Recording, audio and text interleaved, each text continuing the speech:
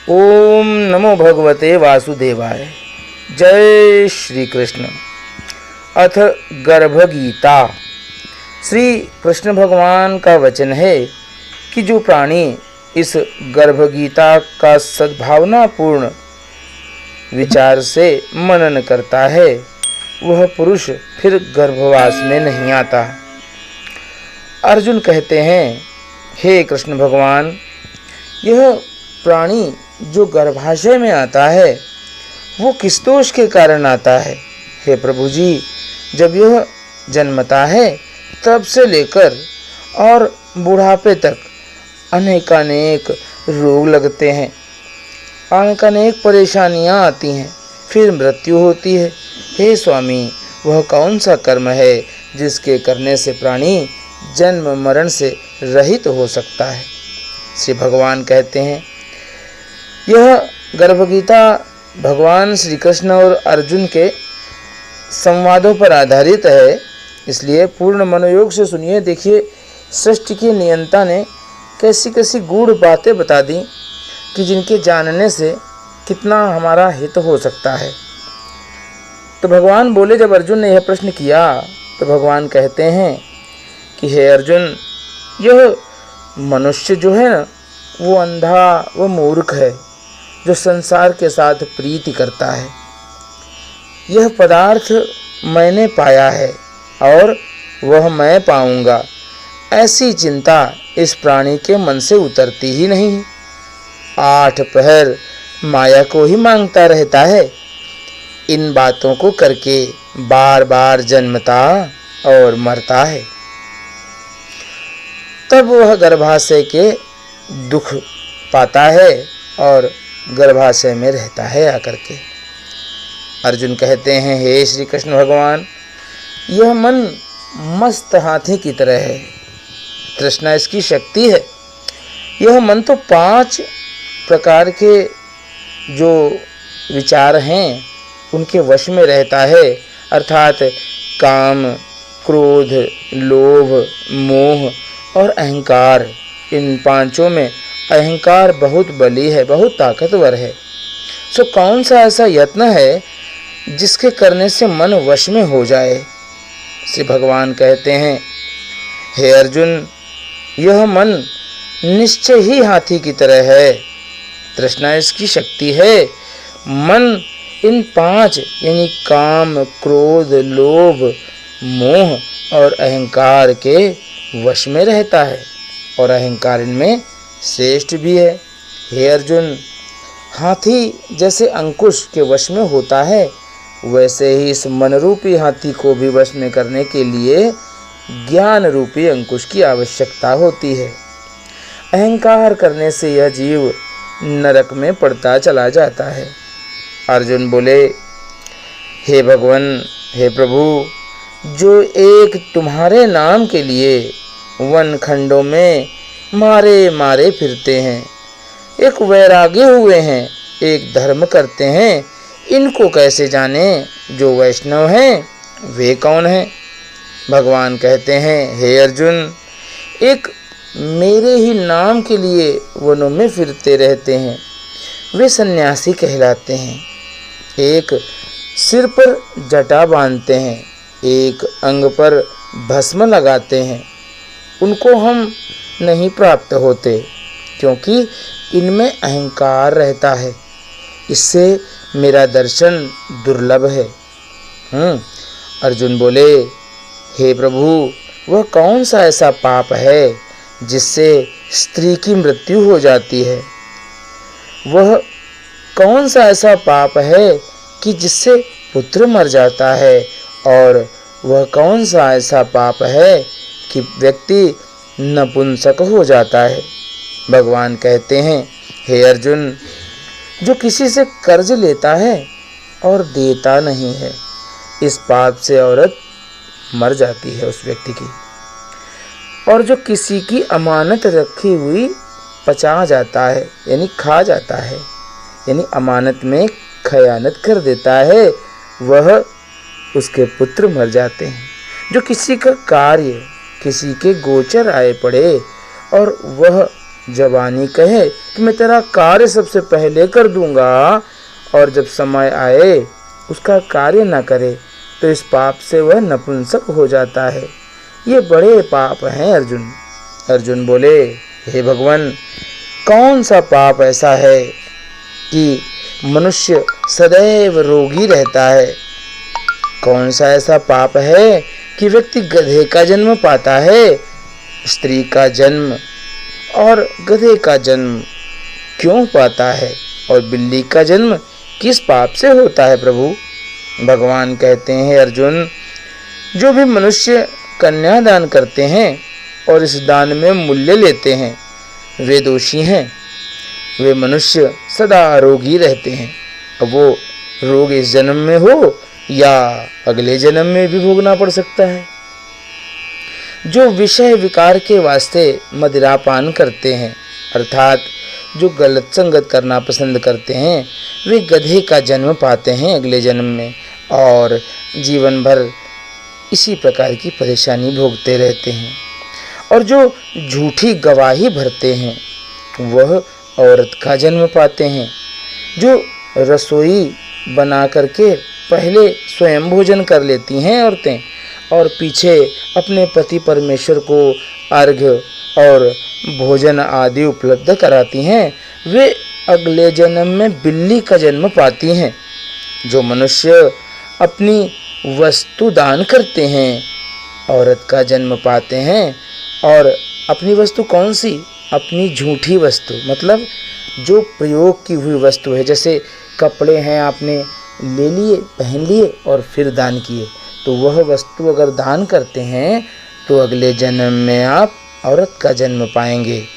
तो वह गुलाम औरतें भी होती हैं, कभी कभी गुलाम बन जाती हैं ऐसी औरतें। अर्जुन कहते हैं, हे भगवान, कई मनुष्यों को तुमने स्वर्ण दिया, सो उन्होंने कौन सा ऐसा पुण्य किया है? और कई मनुष्यों को आपने हाथी, घोड़ा और रथ दिए हैं, उन्होंने कौन सा पुण्य किया है प्रभु? भगवान कहते हैं, हे अर्जुन, जिन्होंने स्वर्ण दान किया है उनको घोड़े, वाहन आदि मिलते हैं। जो परमेश्वर के निमित्त कन्यादान करते हैं किसी लोभ लालच के बिना, वह पुरुष का जन्म पाते हैं। अर्जुन कहते हैं, हे भगवान, जिन पुरुषों के अंदर विचित्र देह है उन्होंने कौन सा ऐसा पुण्य किया है? किसी किसी के घर संपत्ति है, कोई विद्यावान है, उन्होंने कौन सा ऐसा पुण्य किया है? श्री भगवान कहते हैं, हे अर्जुन, जिन्होंने अन्नदान किया है उनका सुंदर स्वरूप है। जिन्होंने विद्यादान किया है वे विद्यावान हैं। जिन्होंने संतों की सेवा करी है वे पुत्रवान होते हैं। अर्जुन कहते हैं, हे भगवान, किसी को धन से प्रीति है तो कोई स्त्रियों से प्रीति करता है, इसका क्या कारण है? बताइए प्रभु, बताइए। भगवान कहते हैं, हे अर्जुन, धन और स्त्री सब नाश रूप है, मेरी भक्ति का कभी भी नाश नहीं होता है। अर्जुन कहते हैं, हे भगवान, यह राजपाट किस धर्म के करने से मिलता है? विद्या कौन से धर्म करने से प्राप्त होती है? भगवान कहते हैं, हे अर्जुन, यदि प्राणी काशी में निष्काम भक्ति से तप करते हैं और देह त्याग देते हैं वे राजा होते हैं। जो गुरु की सेवा करते हैं वो विद्यावान होते हैं। अर्जुन कहते हैं, हे भगवान, किसी को धन अचानक बिना किसी परिश्रम से मिल जाता है, सो उन्होंने कौन सा ऐसा पुण्य किया हुआ है? भगवान कहते हैं, हे अर्जुन, जिन्होंने पूर्व जन्म में गुप्त दान किया है उनको इस जन्म में अचानक धन प्राप्त होता है। जिसने परमेश्वर का कार्य और पराया कार्य संवारा है वे मनुष्य रोग से रहित होते हैं। अर्जुन उवाच कहते हैं, अर्जुन कि हे भगवान, कौन पाप से अम्ली अर्थात झाड़दार वृक्ष होते हैं और कौन पाप से गूंगे होते हैं, और कौन सा पाप ऐसा है जिससे कुष्ठी होते हैं? भगवान कहते हैं, हे अर्जुन, जो आदमी नीच कुल की स्त्री के साथ रमण करता है वो अमली होता है। जो गुरु से विद्या पढ़कर मुकर जाते हैं वो गूंगे होते हैं। और जिन्होंने गौघात किया है वे अगले जन्म में कुष्ठ रोग से ग्रसित अर्थात कुष्ठी होते हैं। अर्जुन कहते हैं, हे भगवान, जिस किसी पुरुष की देह में रक्त का विकार होता है वह किस पाप से होता है? और दरिद्र होते हैं, किसी को खंड वायु होती है और कोई अंधे होते हैं तो कोई पंगु होते हैं। सो कौन से पाप से रहित होते हैं? और कई स्त्रियां तो बाल विधवा होती हैं, तो यह सब किस पाप से होता है भगवान? भगवान मुस्कुराए। उन्होंने कहा, हे अर्जुन, जो सदा क्रोधवान रहते हैं उन्हें रक्त विकार होता है। जो मलिन रहते हैं वे सदा दरिद्र होंगे। जो कुकर्मी ब्राह्मण को दान देते हैं उनको खंड वायु अर्थात गैस की समस्या होती है पेट में। जो पराई स्त्री को कुदृष्टि से देखते हैं अर्थात गंदी निगाह से देखते हैं, या कोई गलत कार्य करते हैं पराई स्त्री के साथ, और गुरु की पत्नी को कुदृष्टि करते हैं अर्थात गुरु की पत्नी पर नज़र रखते हैं, वो भी खराब। वो लोग अगले जन्म में अंधे होते हैं, या इस जन्म में भी समस्या हो सकती है। जिसने गुरु और ब्राह्मण को लात मारी है सो लंगड़ा और पंगुला होता है। जो औरत अपने पति को छोड़कर पराये पुरुषों के संग रमण करती है वह बाल विधवा होती है अगले जन्म में। अर्जुन वाच अर्थात अर्जुन कहते हैं, हे भगवान, तुम पर ब्रह्म हो, मैं तुमको बारंबार नमस्कार करता हूँ। पहले मैं तुमको अपना संबंधी, अपना सखा मानता था, परंतु अब मैं आपको ईश्वर मानता हूँ। हे परब्रह्म, गुरु दीक्षा कैसी होती है? कृपा करके मुझसे कहिए। भगवान कहते हैं मुस्कुरा करके कि हे अर्जुन, तुम धन्य हो, तुम्हारे माता पिता धन्य हैं जिनके तुम ऐसे पुत्र हुए हो। हे अर्जुन, सारे संसार के गुरु जगन्नाथ हैं। विद्या का गुरु काशी है और चारों वर्णों के गुरु सन्यासी हैं। सन्यासी उसको कहते हैं जिसने सब का त्याग करके मेरे विषय में मन लगाया है। भगवान ने गीता में कहा भी तो है, सर्वाधर्मान परित्यज्यं मामेकं शरणं व्रज अहमत्वाम सर्वपापेभ्यो मोक्षयिष्यामि मा शुचः। कहा है ना भगवान ने। तो इस प्रकार से भगवान ने कहा कि जिसने सब का त्याग करके सिर्फ मेरे विषय में मन लगाया है वह ब्राह्मण जगत गुरु है। हे अर्जुन, यह बात ध्यान देकर सुनने की है। गुरु कैसा करें? जिसने सब इंद्रियां जीती हों, जिसको सब संसार ईश्वरमय नजर आता हो और सब जगत से उदास हो, ऐसा गुरु करे जो परमेश्वर को जानने वाला हो और उस गुरु की पूजा सब तरह से करे। हे अर्जुन, जो गुरु का भक्त होता है और जो प्राणी गुरु के सम्मुख होकर भजन करता है उनका भजन करना सफल रहता है। जो गुरु से विमुख होकर उनके ग्रास खाता है अर्थात गुरु से चोरी करता है, गुरु से विमुख प्राणी दर्शन करने योग्य नहीं होते। जो गृहस्थी संसार में गुरु के बिना हैं वे चांडाल के समान हैं। अर्थात प्रत्येक गृहस्थ व्यक्ति को एक गुरु कर लेना चाहिए। जिस तरह मदिरा का भंडार हो और उसमें गंगा जल मिला हो और वो भी पवित्र नहीं होता अर्थात मदिरा पवित्र नहीं हो जाती, इसी तरह गुरु से विमुख का भजन सदा ही अपवित्र होता है। उसके हाथ का दिया हुआ देवता भी नहीं लेते हैं, उसके सब कर्म निष्फल होते हैं। कुकर, सूकर, गर्दभ, काक, ये सब की सब योनियां बड़ी ही खोटी कहलाती हैं। इन सब से वह मनुष्य खोटा है जो गुरु नहीं करता। गुरु के बिना गति नहीं होती, कोई प्रकार की गति नहीं, वह अवश्य ही नरक को जाता है। गुरु दीक्षा बिना प्राणी के सब कर्म निष्फल होते हैं। हे अर्जुन, जैसे चारों वर्णों को मेरी भक्ति करना योग्य है अर्थात करनी चाहिए, वैसे ही गुरु की भक्ति भी करना सर्वथा योग्य है। जैसे गंगा नदियों में उत्तम है, सब व्रतों में एकादशी व्रत श्रेष्ठ है, वैसे ही हे अर्जुन शुभ कर्मों में गुरु सेवा उत्तम है। गुरु दीक्षा बिना प्राणी पशु योनि पाता है। जो धर्म भी करता है सो पशु योनि में फल भोगता है।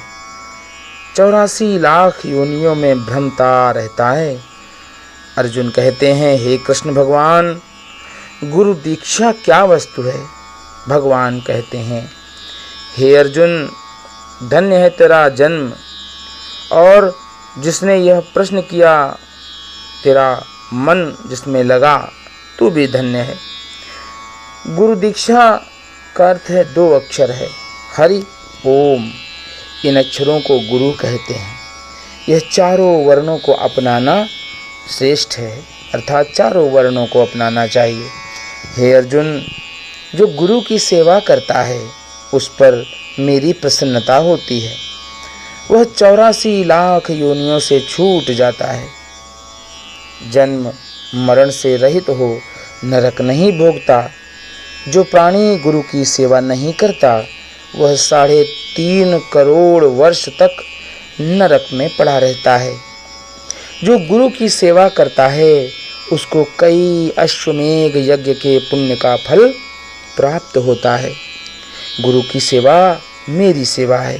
हे अर्जुन, हमारे तुम्हारे संवाद को जो प्राणी पढ़ेंगे या सुनेंगे सो गर्भ के दुख से बचेंगे, उनकी 84 लाख योनियां कट जाएंगी।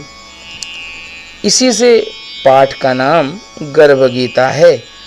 श्री कृष्ण भगवान जी के मुख से अर्जुन ने जो भी श्रवण किया है, गुरु दीक्षा लेना उत्तम कर्म है, उसका फल बताया है कि नरक की 84 लाख योनियों से जीव बचा रहता है।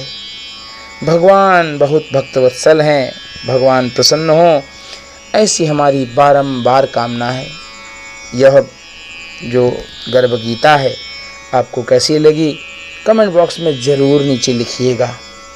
साथ ही साथ अगर वीडियो आपको पसंद आया है तो वीडियो को लाइक कर दीजिए और चैनल अगर सब्सक्राइब न किया हो अभी तक तो कर लीजिए, क्योंकि हम ऐसी ही प्रेरणादायक जानकारियाँ आपके लिए रोज़ाना लाते हैं। प्रातःकालीन वेला में वीडियो देखिए हमारे, या रात्रि में 9 बजे हमारा वीडियो आता है रोज़ाना, वह ज़रूर देखा करिए, अवश्य ही परिवर्तन होगा। इन्हीं शब्दों के साथ आइए प्रेम से बोलते हैं, जय श्री कृष्ण।